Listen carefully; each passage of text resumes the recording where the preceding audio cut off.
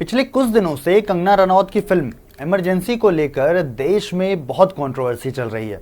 Film emergency पर ban लगाने की मांग की जा रही है। विपक्ष ने इनमें इतिहास के कई पहलुओं को गलत तरीके से दिखाने का आरोप लगाया है। सिख समाज ने आरोप लगाया है कि फिल्म सिख विरोधी है। पहले इस फिल्म को 6 सितंबर को रिलीज किया जाना था, हालांकि बाद में मेकर्स ने खुद ही इस फिल्म की रिलीज डेट को टाल दिया। लगातार हो रहे विरोध को देखते हुए फिल्म को सीबीएफसी की तरफ से अभी तक सर्टिफिकेट नहीं दिया गया है। मामला हाईकोर्ट तक पहुंच गया है। पंजाब समेत कुछ गैर बीजेपी शासित राज्यों ने पहले ही कहा है कि वो इस फिल्म को अपने राज्य में रिलीज नहीं होने देंगे। ऐसे में सवाल ये उठ रहा है कि किसी फिल्म पर आखिर बैन लगाया कैसे जाता है? क्या सेंसर बोर्ड किसी भी फिल्म को बैन कर सकता है? क्या है पूरी कहानी, मैं आपको इस वीडियो में समझाऊंगा। लेकिन इन सबसे पहले आपको ये चीज जाननी होगी कि आखिर सेंसर बोर्ड करता क्या है, आखिर सेंसर बोर्ड है क्या। Central board of film certification CBFC एक वैधानिक संस्था है। सेंसर बोर्ड सिनेमेटोग्राफ एक्ट 1952 और सिनेमेटोग्राफ रूल 1983 के तहत काम करता है। जून 1983 तक इसे सेंट्रल फिल्म सेंसर बोर्ड के नाम से भी जाना जाता था। आम लोग भी इसे सेंसर बोर्ड के नाम से ही जानते हैं, जैसे आप और हम इसे जानते हैं। यह सूचना और प्रसारण मंत्रालय के अधीन काम करता है। इसका काम किसी भी फिल्म को रिलीज के लिए उसके कंटेंट को इजाजत देना होता है। आम भाषा में समझे तो कोई भी फिल्म रिलीज से पहले इस बोर्ड के पास जाती है, उसके कंटेंट को रिव्यू करता है। वो कंटेंट को रिव्यू करने के बाद ये डिसाइड करते हैं कि कहीं इसमें कोई आपत्तिजनक चीज तो नहीं। उसे हटाने या उसमें बदलाव करने के लिए मेकर्स को वो कह सकते हैं या फिर कहा जाता है।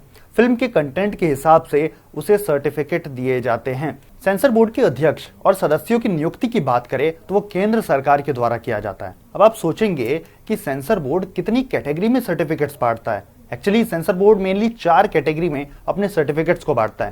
सेंसर बोर्ड किसी भी फिल्म के कंटेंट के हिसाब से उसे सर्टिफिकेट देता है। कुछ ऐसी फिल्में होती हैं जिन्हें आप परिवार के साथ देख सकते हैं, हालांकि कुछ फिल्मों में हिंसा और एडल्ट कंटेंट होने की वजह से उन्हें सिर्फ एडल्ट लोगों के लिए ही रिलीज किया जाता है। आइए आपको बताते हैं कि वो 4 कैटेगरी एक्चुअली होती क्या है। सबसे पहले यू यानी कि एक यूनिवर्सल कैटेगरी होती है। ऐसी फिल्में सभी वर्ग के दर्शक देख सकते हैं। यूए इसके तहत 12 साल से कम उम्र के बच्चे माता पिता या किसी बड़े की देखरेख में ही फिल्में देख सकते हैं। ए इस कैटेगरी की फिल्में सिर्फ और सिर्फ वयस्क यानी कि एडल्ट लोगों के लिए ही रिलीज की जाती है। इनमें भारी हिंसा या फिर एडल्ट सामग्री हो सकती है। एस ये कैटेगरी किसी खास वर्ग के लोगों के लिए होती है। खास तौर पर इन्हें डॉक्टर, इंजीनियर या किसान के लिए रिलीज किया जाता है। आगे बढ़े तो सेंसर बोर्ड से सर्टिफिकेट मिलने की क्या प्रक्रिया होती है, अब इसके ऊपर बात करते हैं। किसी भी फिल्म के प्रोडक्शन के बाद उसे सेंसर बोर्ड से पास कराने के लिए एक एप्लीकेशन देनी होती है। इस एप्लीकेशन को बोर्ड के सामने पेश किया जाता है। बोर्ड फिल्म के कंटेंट, उसमें दिखाए जाने वाले सीन, डायलॉग और भाषा को बारीकी से एनालाइज करता है। अगर फिल्म में देश विरोधी कंटेंट, किसी धर्म या किसी खास समुदाय को लेकर कोई आपत्तिजनक बात हो जिससे कि हिंसा या फिर कंट्रोवर्सी फैल सके तो उसको हटाने का निर्णय लिया जाता है। अगर मेकर्स इन्हें हटाने से इनकार करता है तो बोर्ड सर्टिफिकेट जारी करने से भी इनकार कर सकता है। खास बात तो यह है कि सेंसर बोर्ड किसी भी फिल्म के सर्टिफिकेशन में ज्यादा से ज्यादा 68 दिनों तक का वक्त ले सकता है। आवेदन करने के बाद उसकी जांच करने में लगभग 1 हफ्ते का वक्त लगता है। इसके बाद आवेदन समिति के पास इसे भेजा जाता है। जांच समिति 15 दिनों के अंदर इसे सेंसर बोर्ड अध्यक्ष के पास भेज देती है। अध्यक्ष फिल्म की जांच में अधिकतम 10 दिनों का समय ले सकते हैं। अगर किसी फिल्म में सिर्फ और सिर्फ कुछ कट्स की जरूरत होती है तो मेकर्स को उनकी जानकारी दे दी जाती है और पूरा फिल्म तैयार करने के बाद उनको सर्टिफिकेट जारी किया जाता है। इन सब को करने के लिए उन्हें 36 दिन का समय दिया जाता है।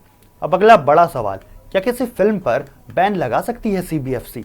आपको बता दें कि सेंसर बोर्ड का काम फिल्म को रिलीज करने के लिए सर्टिफिकेट जारी करने का होता है। उस पर रोक लगाने का काम सेंसर बोर्ड नहीं करता। एक्चुअली इंपॉर्टेंट बात यह भी है कि कोई भी फिल्म सेंसर बोर्ड के अनुमति के बिना रिलीज भी नहीं हो सकती है। एक बार किसी फिल्म को सर्टिफिकेट मिलने के बाद केंद्र और राज्य सरकार अपने हिसाब से इस पर फैसला ले सकती है। सरकार एक कानून व्यवस्था का हवाला देकर कई फिल्मों पर रोक लगा चुकी है।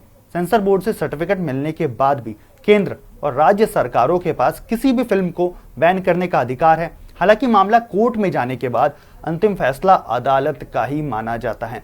कोर्ट भी फिल्मों पर बैन लगाने के लिए पूरी तरीके से स्वतंत्र होती है। तो ये था पूरा का पूरा स्ट्रक्चर कि कैसे किसी भी फिल्म को पास कराया जाता है, कैसे भी उनको सर्टिफिकेशंस दिए जाते हैं।